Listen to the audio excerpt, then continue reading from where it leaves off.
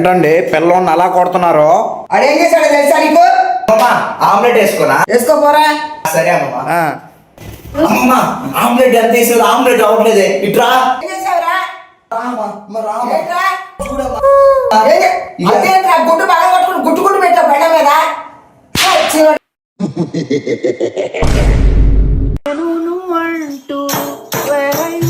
ఏంట్రా కళ్ళజోడు పెట్టుకున్నా?